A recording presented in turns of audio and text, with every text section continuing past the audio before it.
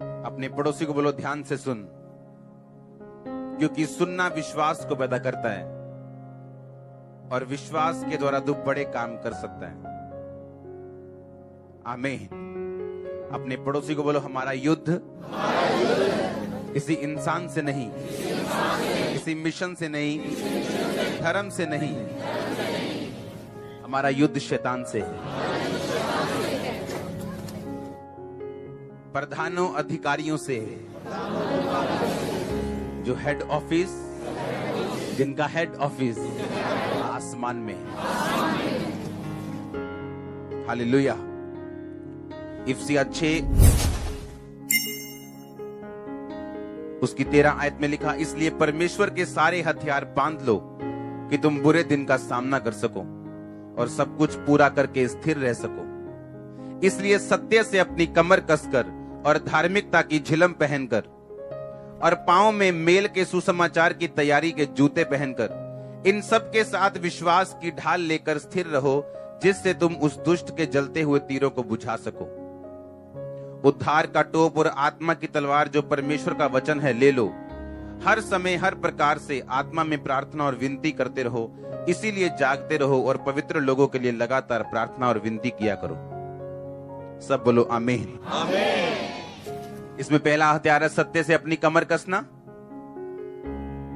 और पतरस की पुस्तक कहती है कि हमारी कमर हमारी बुद्धि है।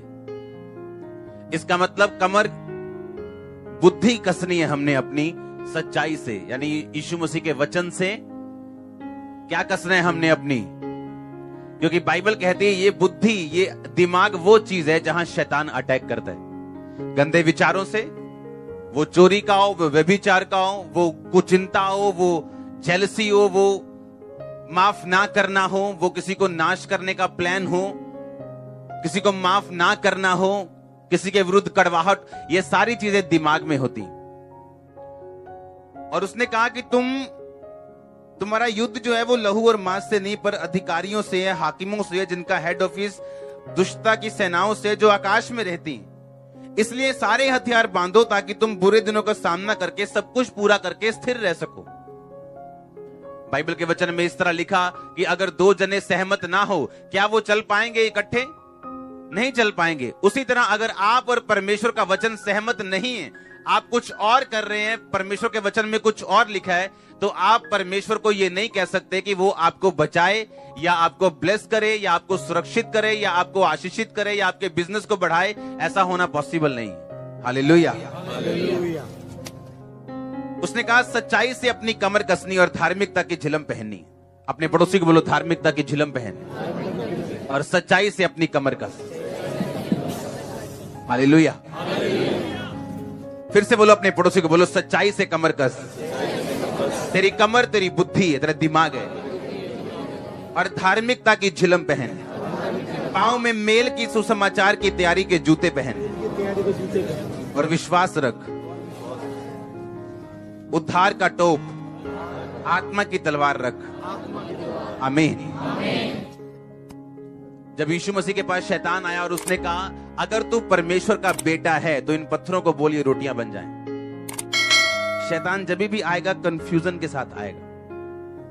ये बात मैं चर्च में बहुत मैंने कम बताई होगी, लेकिन जब दुष्ट आत्माओं वालों को काउंसलिंग दी जाती है और उसके बाद उनके लिए प्रार्थना होती है तो उनको बताया जाता है कि शैतान को अगर हराना है तो मन में उसके साथ कभी भी बहस नहीं करनी। यहां जितने पास्टर्स बैठे हैं, मेरे सन्स डॉटर्स बैठे, उनको भी ये बात समझनी कि दुष्ट आत्माएं वाले जो लोग हैं, जब आप उनसे बात करो, उनकी काउंसलिंग करो, तो उनको ये बात जरूर बतानी है कि जब भी शैतान आपसे बहस करे दिल में उसके साथ कभी भी बात नहीं करनी अगर उसको हराना है तो। अगर आपको शैतान को हराना है तो मुंह से बात करनी है, दिल में नहीं। और शैतान के साथ कभी बहस नहीं करनी अपने दिल में। आप जितना उससे बहस करोगे दिल में, उतना वो ज्यादा आएगा। और ये बात परमेश्वर ने मुझे 7 बार जब 40 रोजे रखे थे तब समझाई थी। हालेलुया। क्योंकि ये मेरी लाइफ की प्रॉब्लम थी। मेंटली अपसेट के अटैक होते थे, शैतान बात करता था 24 घंटे दिल में, और मैं दिल में उसके साथ लगा रहता था, दिमाग में ही। बाइबल कहती इस बुद्धि को वचन के साथ कसना है, क्योंकि शैतान यहां अटैक करने के लिए आएगा। वो यहां बोलेगा नहीं, थोड़ी थोड़ी पी लेनी चाहिए। वो यहां बोलेगा आपसे, और अगर ये वचन के साथ कसा हुआ नहीं है तो वो एंट्री मारेगा। इसीलिए यीशु मसीह ने ये नहीं कहा ओए शैतान, तेरे को नहीं मालूम थोड़े दिन पहले मेरे लिए आकाशवाणी हुई थी कि मैं उसका प्रिय पुत्र हूं, मैं इससे बहुत प्रसन्न हूं, यहोवा ने मेरे लिए आकाशवाणी की थी, क्या तुझे मालूम नहीं? भूल गया तू क्या? एक भी बहस नहीं की दिल में, जो उसने चैलेंज किया उसके हिसाब से वचन बोला। अगर वो आपको ये कहे दिल में तू कभी चंगी नहीं हो सकती, आप क्या कहेंगे? नहीं, एक दिन खुदावंद मेरे पे जरूर दया करेगा। हाँ, और कहना क्या चाहिए मुंह से कि उसके कोड़े खाने से मैं चंगी, मैं होऊंगी नहीं, मैं हो चुकी हूं। आमीन। ये तो सिंपल सा एक वर्ड है। आपको अपना केस ढूंढना है कि शैतान आपको किस बारे में तंग करता है। इसलिए आपको बाइबल पकड़नी, उसे पढ़ना है। जितनी आप ज्यादा पढ़ेंगे और समझ रखेंगे और दिमाग को कस के रखेंगे, टाइम आने पर जब शैतान अटैक करेगा, आप जब बोलेंगे, बोल के बताएंगे।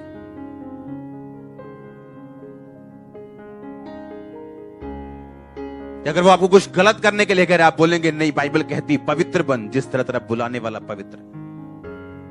आप मन में बहस नहीं करेंगे उससे, आप वर्ड बोलेंगे मुंह से और शैतान भागेगा आपसे। आमीन। कहता धार्मिकता के क्या पहन? झिलम। झिलम जो होती थी वो छाती पे पहनते थे, दिल पे, दिल सुरक्षित रहे। यानी जो तेरे बुद्धि में आ चुका है, जो तेरे माइंड में आ चुका है, जो तूने सुना है आज चर्च में, जो घर जाके पढ़ा है, जो टीवी पे सुना है, उसको मनन करना है, अपने दिल में लेके जाना है। दिन और रात इस पर मनन करना, कंसंट्रेट करना इस पे। अगर इससे रिजल्ट निकलवाना है वचन से तो हालेलुया। मेल की सुसमाचार की तैयारी के जूते पहन, यानी जो तेरे दिमाग में है और जो तूने मेडिटेट किया है, अब उसको प्रीच करना है। अपने पड़ोसियों को बताना है चर्च में क्या हुआ, मेरी लाइफ में क्या हुआ, परमेश्वर ने मेरी जिंदगी में क्या किया। अब दूसरों को बताना, यानी सुसमाचार की तैयारी के जूते पहनने, ताकि जो आपने सुना और जो आपके हार्ट में है वो आपके मुंह से प्रीच हो सके। और ये शैतान से बचने का एक तरीका है और उसे मारने का तरीका है। आमीन। उसने कहा फिर तुम क्या करो? कहता उद्धार का टोप पहनो, आत्मा की तलवार लो। आपने सब हथियार सुने, टोप पहन लिया, झिलम पहन ली, जूते पहन लिए, हां, कमर कस ली, दिल कस लिया, जूते कस लिए, टोप पहन लिया, तलवार ले ली। आपकी पीठ अभी भी क्या है? नंगी है। आप जानते, पीठ के लिए परमेश्वर ने कोई भी सुरक्षा नहीं दी। नहीं तो अगर पीठ पे भी आपके कुछ पड़ेगा तो मरोगे ना कि नहीं मरोगे? कि पीठ पड़ोसी की लेके आए हो? हां, क्योंकि परमेश्वर इसमें दो मैसेज आपको देता है। आपकी पीठ को आपका स्पिरिचुअल फादर सुरक्षित रखता है हमेशा प्रार्थना में। और दूसरा, इसका एक यह कारण है, आपको पीठ के लिए कोई भी हथियार बाइबल नहीं देती, क्योंकि बाइबल के मुताबिक अगर आप पीठ दिखाओगे अपने एनिमी को, आप मारे जाओगे। क्योंकि आपको फाइट करने के लिए सब हथियार दिए गए, टोप, छिलम, जूते, तलवार, ढाल विश्वास की। पर जैसे ही आप डर के भागने की कोशिश की, आप मरोगे। मैं टेस्टिमनी आपने सुनी, मैं चर्च आता था, गरीब था, पैसे मांग के, 100 रुपया मांग के, 200 रुपया मांग के, मांग के थक गया मैं। लेकिन आपको मालूम है कि शैतान आपको तंग करेगा, आप पीठ दिखाओ। दुष्ट आत्मा तंग करेगी, बस अब पीठ दिखाओ। लेकिन अगर आपने यह फैसला किया कि आप पीठ दिखाने की बजाय और आगे शैतान पे वार करेंगे, उसको जाना होगा। उसकी टेस्टिमनी मैं मांग के आया, मैंने वचन सुना कि जो टाइट नहीं देते वो टाइट रहते हैं। मैंने सोचा मैं इतनी गरीबी में हूं, क्यों ना मैं थोड़े से टाइट दूं, आप जानते हो थोड़े से टाइट देना प्रभु आपको सिखाएगा। जब आप एक्सट्रीमली पेन में हो, दुख में हो, बीमारी में हो, आपको लगता है कोई प्रेयर असर नहीं कर रही, उस टाइम परमेश्वर आपको प्रार्थना में लड़ना सिखाएगा। तब नहीं जब आप हील हो चुके हो कि अब मैं प्रार्थना करूंगी, अब मैं फायर प्रेयर करूंगी। नो, वो आपको तब प्रेयर करना सिखाएगा जब आप पेन में हो, ताकि आप फाइटर बन सके, आगे देख सके, आपको पीठ दिखाने की आदत ना हो। मसीहियत में एक रूल है, केवल वही जीतते हैं जो आगे देखते हैं और आगे बढ़ते हैं। बाइबल कहती जो अपना हाथ हल पर रखकर पीछे देखे, यीशु मसीह ने कहा वो मेरे योग्य नहीं। जब अलीशा ने जब मसा पाया और पहली चद्दर पाई एलिया की, तो एलिया को मालूम था अब अलीशा के पीछे चलना है।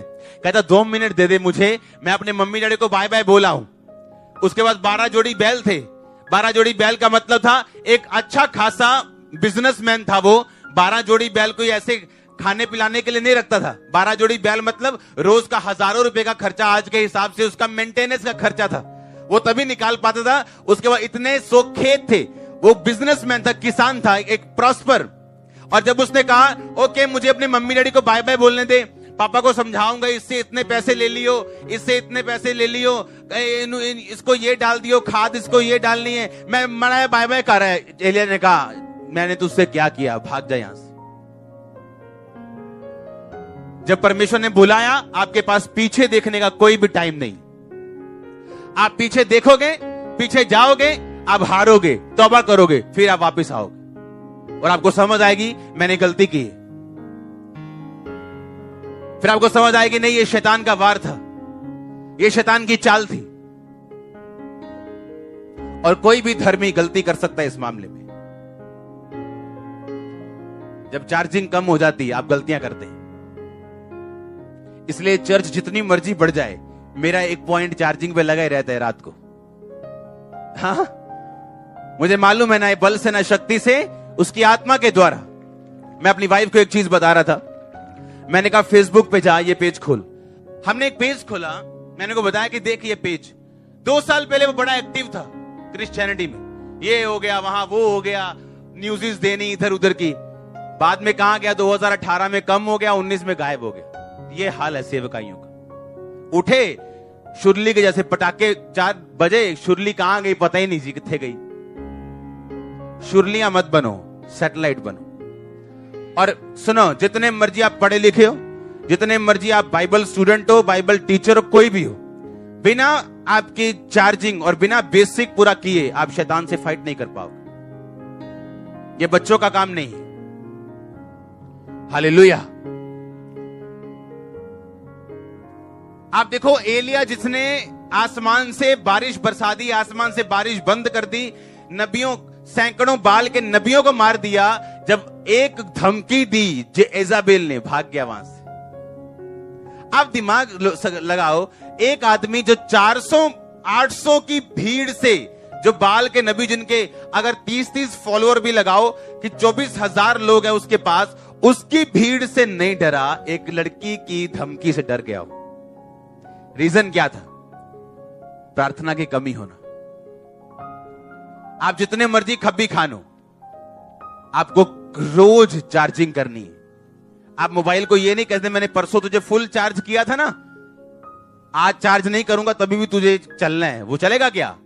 नहीं चलेगा। क्रिश्चियनिटी में, मसीहियत में अगर आपको जीतना है, आपको सिर्फ आगे देखना है।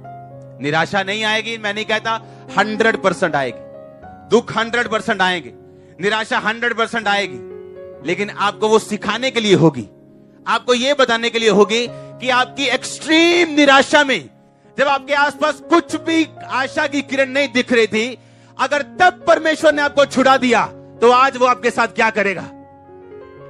हाँ या ना? वो आपको सिखाएगा, एक्सट्रीम में लेके जाके, सबसे नीचे लेके जाके, समुद्र की तह तक वो आपको लेके जाएगा। और जब आप समुद्र की तह तक चले जाते हैं, ऊपर आने के अलावा और कोई रास्ता नहीं होता आपके पास। मैंने देखा लोगों को प्रेशर के नीचे आते हुए, फैमिली का प्रेशर, बिजनेस का प्रेशर, समाज का प्रेशर, अपने लोगों का प्रेशर, और जब प्रेशर आया टूट गए, संगति कम कर दी, प्रभु से प्यार कम कर दिया, छुप छुप के आने लगे। और बाइबल कहती है डरपोक लोग परमेश्वर के राज्य में प्रवेश नहीं कर सकते। आपको एक ही तरह से जीत श्योरिटी परमेश्वर का वचन देता है, वो ये कि आगे देखना, फॉरवर्ड चलना। और इसी तरह से दाऊद ने गोलियत को मारा था। उसने बच बच के नहीं मारा कि इधरों इधरों इधरों मार दो, लिखा वो फॉरवर्ड आया, आगे आया और स्लिंग किया और उसे मार दिया। आपका डेवल जितना मर्जी बड़ा क्यों ना हो, पॉवर्टी जितनी मर्जी बड़ी क्यों ना हो, बीमारी कितनी मर्जी बड़ी क्यों ना हो, वो फॉरवर्ड चल के मरेगी, पीछे रह के नहीं। आमीन। आपको कर्जों पे वार करने, बीमारी पे वार करने, वचन से होके। हालेलुया। और परमेश्वर आपको तैयार करेगा। डिस्ट्रैक्शंस आएंगी, आपको बच के रहना है। परीक्षाएं आपको डालने की शैतान कोशिश करेगा, आपको बच के रहने। आपको मॉरल वैल्यूज अपनी बना के रखनी, जो परमेश्वर का रिश्ता है वो बना के रखना है। किसी भी तरह से कॉम्प्रोमाइज नहीं करना। अगर आप करेंगे आप मरेंगे, लेट होंगे। हालेलुया।